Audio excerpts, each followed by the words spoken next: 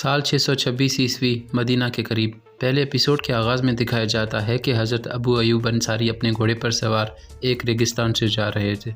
दूसरी जानब तमाम सहाबा मिलकर एक खंदक खोद रहे थे। हर कोई मेहनत कर रहा था। थोड़ी ही देर बाद हज़रत अबू अयूब अंसारी भी अपने घोड़े पर सवार वहाँ पर आ जाते हैं, जिसके बाद वो अपने चेहरे पर मौजूद कपड़ा हटाते हैं। जिसके बाद वो एक सहाबा के करीब आ जाते हैं जो मुसलसल एक पत्थर को तोड़ने की कोशिश में लगे हुए थे। हज़रत अबू अयूब कहते हैं अस्सलाम वालेकुम। वो सहाबी कहता है वालेकुम अस्सलाम। हज़रत अयूब कहते हैं अभी तक काम मुकम्मल नहीं हुआ। वो सहाबी कहता है हम इस चट्टान में फंस गए हैं, ये पत्थर टूट ही नहीं रहा। काफिरों की तरफ से कोई खबर? हज़रत अबू अयूब कहते हैं वो कुछ दिनों की दूरी पर हैं, बहुत जल्द यहाँ पर पहुँच जाएंगे। वो सहाबी कहता है फिर तो हमें बहुत जल्दी करनी होगी। गाँव में मौजूद हर शख्स परेशान हो रहा है। जिसके बाद हज़रत अबू अयूब वो हथौड़ा ले लेते हैं और ख़ुद उस पत्थर को तोड़ने की कोशिश में लग जाते हैं, लेकिन वो पत्थर इतना मजबूत था कि टूट ही नहीं रहा था। इसी दौरान एक सहाबी की आवाज़ आती है कि रसूल सल्लल्लाहु अलैहि वसल्लम तशरीफ़ ला रहे हैं। जिसके बाद तमाम सहाबी आप सल्लल्लाहु अलैहि वसल्लम की तरफ मुतवज्जो होते हैं। आप सल्लल्लाहु अलैहि वसल्लम अबू अयूब के पास आ जाते हैं और वो हथौड़ा ले लेते हैं। जिसके बाद वो जैसे ही उस पत्थर पर मारते हैं तो वो पत्थर टुकड़े टुकड़े हो जाता है। थोड़ी ही देर बाद हज़रत अबू अयूब अंसारी गांव में आ जाते हैं और तमाम लोगों से मुखातिब होकर कहते हैं ए मुसलमानों, ए मुसलमानों।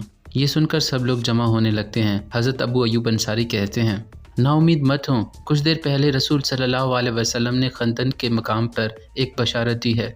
मैं अल्लाह की कसम खाता हूँ जिसने उन्हें बेहतरीन किताब और दीन हक़ के साथ नवाजा है। मुझे दिल से उनकी बातों पर यकीन है। मेरे भाइयों, रसूल सल्लल्लाहु अलैहि वसल्लम ने फरमाया है कि मदीना के कसरा के मकाम से लेकर दमश्क, शाम और इसके इर्द गिर्द के तमाम इलाके मोमिनीन के होंगे। जिसके बाद आप सल्लल्लाहु अलैहि वसल्लम ने एक और बशारत दी। हमारे रसूल सल्लल्लाहु अलैहि वसल्लम ने फरमाया है कि कुस्तुनतुनिया ज़रूर फ़तह होगा, आज या फिर कल ज़रूर फ़तह होगा। उसे फ़तह करने वाला अमीर बेहतरीन अमीर होगा, उसे फ़तह करने वाली लश्कर बेहतरीन लश्कर होगी। ये सुनकर एक बच्चा सामने आ जाता है और कहता है या अबू अयूब अंसारी, कौन है वो जो फ़तह करेगा? जिसके जवाब में वो कहते हैं सिर्फ़ अल्लाह ही जानता है, सिर्फ़ अल्लाह ही जानता है। जिसके बाद हमें सुल्तान महमद दिखाया जाता है जो कि मैदान जंग में मौजूद अपने खेमे में बैठे हुए थे।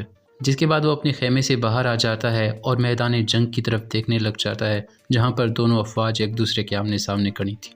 एक सिपाही कहता है क्या हम हमला करते हैं मेरे सुल्तान? सुल्तान महमद कहता है इंतज़ार करो सारूजा। ये सुनकर सारूजा एक दूरबीन लाता है और सुल्तान महमद को दे देता है। ये देखकर एक वज़ीर जिसका नाम इसहाक पाशा होता है दूसरे वज़ीर से कहता है अब ये क्या है? जिसके जवाब में दूसरा वज़ीर जानदारली कहता है हमारे सुल्तान का नया जादू।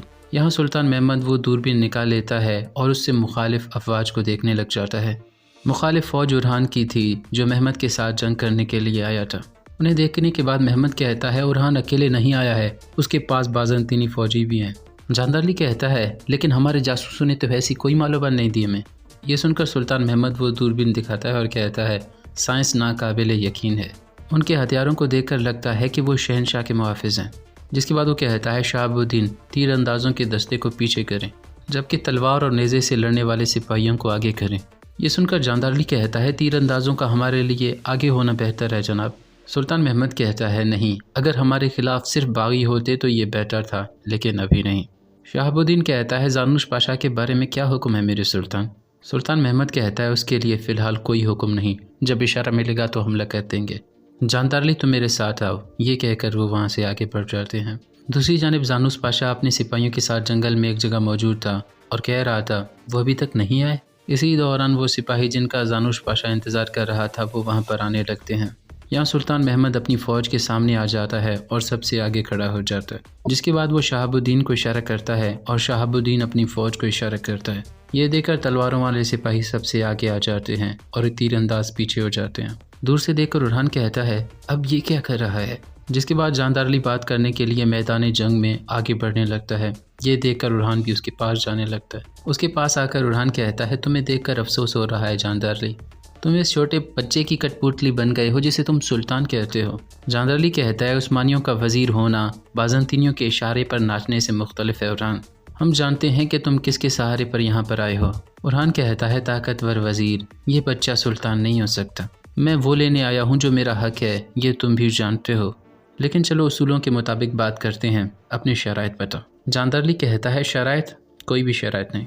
तुम सुल्तान महमद ख़ान के इंसाफ तले पनाह लोगे, उनके हाथ का बोसा लोगे और जो फैसला वो तुम्हारे मुतल्लिक करेंगे वो तुम कबूल करोगे। उरहान कहता है, जब मैं हथियार डालूंगा तो तुम भी जानते हो कि मेरा अंजाम क्या होगा। वो कमान की तार से मेरी जान ले लेगा। जांदारली कहता है, सल्तनत उस्मानिया में उस वक्त तक कोई नहीं मरता जब तक मैं न चाहूँ। उरहान कहता है, तुम्हारे बाबा ने भी मेरे बाबा को यही कहा था। जांदारली कहता है, कासिम चिलेबी मेरे बाबा नहीं हैं क्योंकि उन्होंने अपनी ख्वाहिश के आगे हार मान ली थी। उरहान कहता है, लेकिन हम दोनों अपना अंजाम जानते हैं। जांदारली कहता है, मैं जानता हूँ तुम्हारा अंजाम क्या होगा।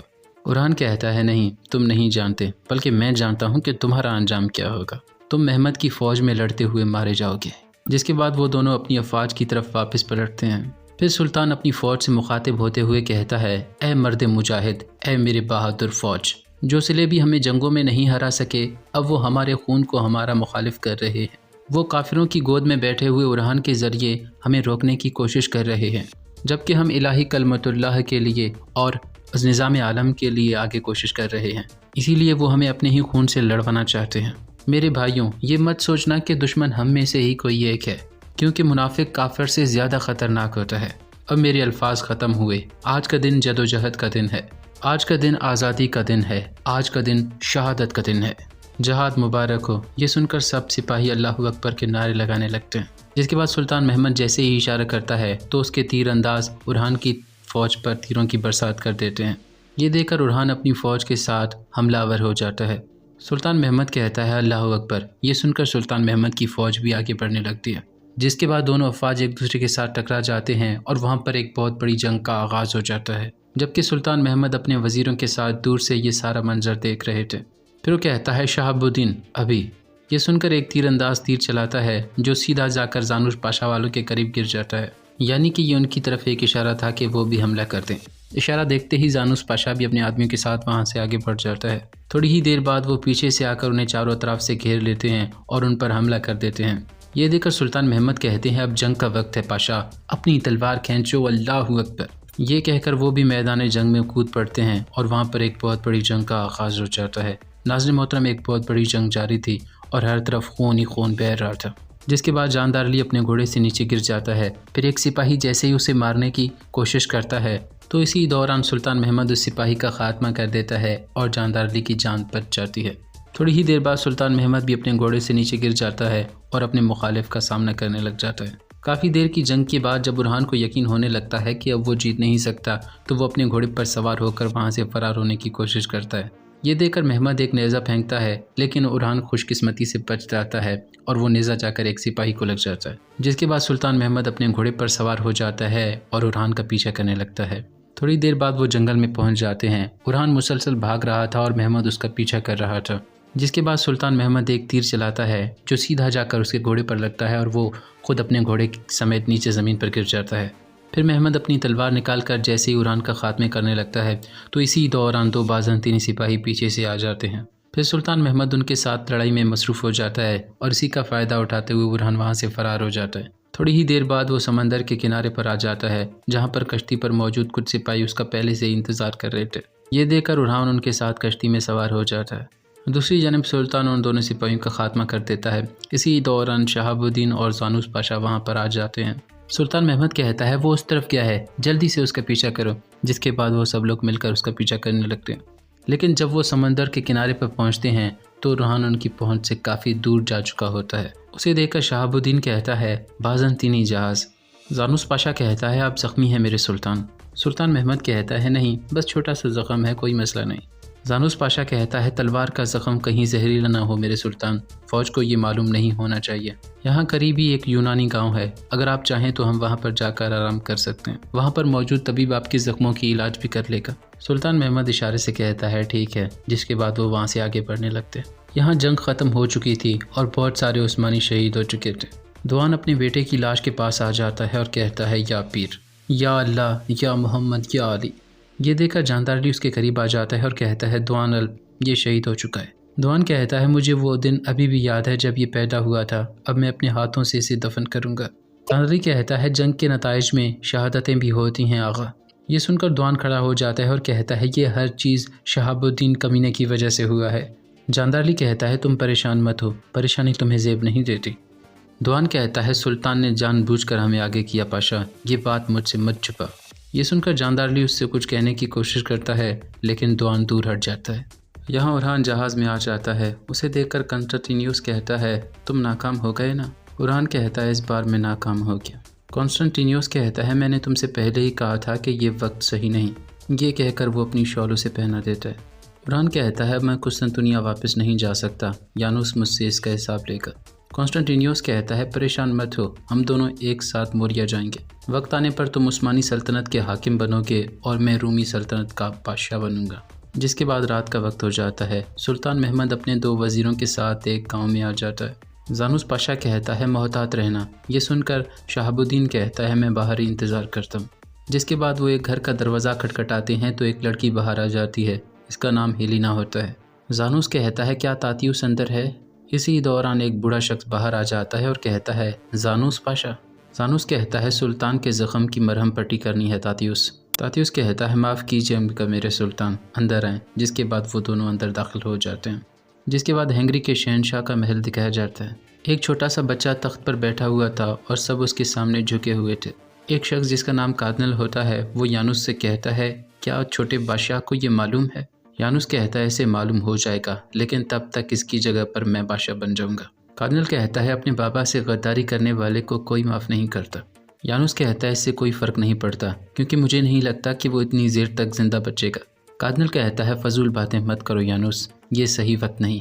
वारना में जो कुछ हुआ वो बिल्कुल भी सही नहीं हुआ। मुझे नहीं लगता कि हम तुर्कों को शिकस्त दे सकते हैं, ना फ्रांसीसी और ना ही अंग्रेज़ उन्हें शिकस्त दे सकते हैं। यानुस कहता है अंग्रेज़ और फ्रांसीसी दोनों बुज़दिल हैं। उनकी बुज़दिली की वजह से क्या तुम्हें लगता है कि मैं तुर्कों की जसारत को भूल जाऊंगा। कार्दिनल कहता है नहीं, लेकिन सबसे पहले तुम्हें पोप के सामने खुद को साबित करना होगा। यानुस कहता है वो कैसे। कार्दिनल कहता है वारना में तुम्हारी ताकत के बावजूद एक मसला है। अगर आर्टिकल रासतें तुम्हारे साथ मिल गई तो वेंटिकल दूसरे ईसाइयों को भी तुम्हारे साथ मिलकर लड़ने की बात पर कायल कर लेगा। यानुस कहता है तो आपके कहने का मतलब है कि मेरा वाहिद रास्ता सरबिन है। कार्दिनल कहता है सरबीन हो या लातीनी, इससे कुछ फ़र्क नहीं पड़ता। वक्त तेज़ी से गुजर रहा है यानुस, तुम्हें जल्दी करना होगी। यहाँ वो बूढ़ा शख्स सुल्तान का ज़ख़म देख रहा था। ज़ख़म देखने के बाद वो कहता है ज़ख़म छोटा है लेकिन बहुत गहरा है। जानूस कहता है तुम्हारे हाथ क्यों कांप रहे हैं तातियुस। तातियुस कहता है शायद वो दिन गुजर चुके जब मैं अच्छा तबीब हुआ करता था। मेरी उम्र काफ़ी हो गई है, मेरे हाथ कांपते हैं और मुझे सही से दिखाई भी नहीं देता। जिसके बाद वो खड़ा हो जाता है और कहता है बेटी एलिना, अब आकर तुम सुल्तान का इलाज करो। ये सुनकर जानूस कहता है मुझे मालूम नहीं था कि तुम्हारी कोई बेटी भी है तातुस। तातुस कहता है एलिना मेरी बेटी नहीं है, लेकिन बिल्कुल मेरी बेटी जैसी है। जानूस कहता है क्या ये भी इल्म सीख चुकी है। तातुस कहता है ये बहुत सारी चीज़ों में माहिर है। जिसके बाद एलिना सुल्तान महमद के हाथ का इलाज करने लगती है। इलाज के बाद सुल्तान महमद उनका शुक्रिया अदा करता है और खड़े होकर कहता है मुझे खुशी होगी अगर ये बात इस कमरे से बाहर न निकले। ये सुनकर वो बूढ़ा शख्स कहता है जैसा आपका हुक्म मेरे सुल्तान। ये सुनकर सुल्तान महमद वहाँ से आगे बढ़ जाता है और जानूस एलिना को सोने की एक पोटरी देने लगता है तो एलिना रोक लेती है और कहती है नहीं, अपने सुल्तान की खिदमत करने की कोई कीमत नहीं, बराए करम ये सिक्के किसी ज़रूरतमंद को दीजिएगा। जिसके बाद बुरसा का मंजर सामने आता है। सुल्तान मुराद अपने घर में मौजूद थे और कागज़ में कुछ लिख रहे थे, जबकि उनकी ज़ौजा हलीमा खातून और उनका बेटा अहमद भी वहीं पर मौजूद थे। हलीमा खातून अपने बेटे अहमद से कहते हैं अपने बाबा को परेशान मत करो। ये सुनकर अहमद वहाँ से भाग जाता है। सुल्तान मुराद कहता है मेरे बेटे को परेशान मत करो हलीमा, अभी वो बच्चा है, बच्चे कभी हंसते हैं तो कभी रोते हैं। हलीमा खातून कहती है मैं नहीं चाहती कि आप परेशान हो मेरे सुल्तान। सुल्तान मुराद कहता है मैं परेशान नहीं होता, बल्कि मुझे तो खुशी होती है। देखो मैंने क्या लिखा है, बेटे बाप के तर्जुमान होते हैं। बेटा वही होता है जो अपने बाप की परेशानी को दूर करता है। हलीमा खातून कहती हैं बहुत खूबसूरत, क्या आपने ये अपने बेटे अहमद के लिए लिखा है। सुल्तान मुराद कहता है अपने बेटे अहमद के लिए और मरहूम बेटे अलाउद्दीन के लिए भी। अभी मैंने इसे मुकम्मल नहीं किया, एक और लाइन की ज़रूरत है। इसी दौरान एक सिपाही इजाज़त लेकर अंदर आ जाता है और कहता है मेरे खान, पाया तख्त यानी कि दारुल हुकूमत से एक कासिद आया है। सुल्तान महमद खान ने यनीस के सामने उरहान को हराकर बगावत को कुचल दिया है। यह सुनकर सुल्तान मुराद कहता है अल्लाह हमारे सुल्तान की तलवार को हमेशा तेज़ रखे। मेरे बेटे ने कर दिखाया, मेरी दुआ मकबूल हुई। रियासत के लिए और अपने बाबा की इज़्ज़त के लिए उसने कर दिखाया। महमद ने बहुत अच्छा काम किया है काराजा। ये सुनकर काराजा कहता है आपने कहा था कि अगर हुमा खातून की तरफ से कोई भी ख़त मौसूल हो तो मुझे फ़ौरन बता देना। ये सुनकर सुल्तान मुराद फ़ौरन से वो ख़त ले लेता है। नाज़िन मोहतरम, हुमा खातून सुल्तान मुराद की दूसरी ज़ौजा है और सुल्तान महमद की वालदा है। हुमा खातून का नाम सुनकर हलीमा खातून को बिल्कुल भी अच्छा नहीं लग रहा था। जब सुल्तान मुराद वो ख़त खोलते हैं तो उसमें लिखा हुआ था, मेरे जनाब, मेरी खुशी, मेरे सुल्तान, मेरे मुराद, आपका वक्त बुरसा में गुजर रहा है तो मैंने चाहा कि आपको बता दूं कि मेरी तबीयत ठीक हो रही है। मैं जानती हूं कि मेरी बीमारी आपको परेशान करती है और मेरी सेहत आपको खुशी देती है। जिसके बाद हलीमा खातून गुस्से से वहाँ से जाने लगती है। यहाँ महमद अपनी वालदा हुमा खातून के पास मौजूद था। हुमा खातून कह रही थी, बगावत को कुचलने के बाद तुम्हारे बाबा को तुम पर फ़ख्र होगा मेरे शेर। महमद कहता है, मेरे बाबा को सिर्फ आपकी परवाह है मेरी वालदा, और मुझे भी। हुमा खातून कहती हैं, अगर उन्हें यकीन नहीं होता कि यहाँ पर मौजूद हकीम मेरा इलाज न कर पाते तो वो एक लम्हे के लिए भी मुझे यहाँ पर ना छोड़ते। महमद कहता है, अगर आप ठीक हो जाएं तो सबसे पहले मुझे बताइएगा वालदा। हुमा खातून कहती हैं, शिफा की बात से याद आया, चलो अपने ज़ख़म तो दिखाओ मुझे। महमद कहता है, छोटा सा ज़ख़म है, बस थोड़ा सा ख़राश है वालदा। जिसके बाद हुमा खातून उसका ज़ख़म देखने लगती हैं और कहती हैं, मुझे मालूम नहीं था कि जानू से ऐसी महारत रखता है। महमद कहता है, उसके हाथ इतनी महारत तो जानते हैं वालदा। हुमा खातून कहती हैं, ये बासलाहियत खातून ने बांधी है, ये बेहतरीन अंदाज से बंधा हुआ है, मुझे बताओ कि कौन है वो खातून। महमद कहता है, मैं उसे नहीं जानता। हुमा खातून कहती हैं, तुम ऐसे मुस्कुरा रहे हो, इससे वाज़ेह है कि उसने सिर्फ तुम्हारे ज़ख़म का ही इलाज नहीं किया। ये सुनकर महमद फ़ौरन से खाना तमाम करता है और कहता है, वालदा के साथ खाना खाकर मज़ा आया, मुस्कुराती रहें। ये कहकर वो वहाँ से जाने लगता है। इसके बाद सिरबिस्तान का मंजर सामने आता है। यानुस किलेदार ब्राकोज के पास आ जाता है और वहीं पर मौजूद शहज़ादी मारा से कहता है, शहज़ादी मारा, आखिरकार तुर्कों ने आपको बाहर निकाल दिया। शहज़ादी मारा कहती है, मैं 20 साल तक उनके साथ रही, लेकिन उन्होंने कभी भी अपनों को धोखा नहीं दिया। यानस कहता है, तुम्हारा शौहर अपना तख्त एक छोटे से बच्चे के हवाले करके फ़रार हो क्या? शहज़ादी मारा कहती है, और उस छोटे बच्चे से डर कर तुम यहाँ पर आए हो? हाँ। ये सुनकर यानस मुस्कुराने लग जाता है और कहता है, ब्राकोज, मेरा आपसे एक सवाल है। इस वक्त मैं आपकी खूबसूरत बेटी का गला क्यों नहीं काट रहा?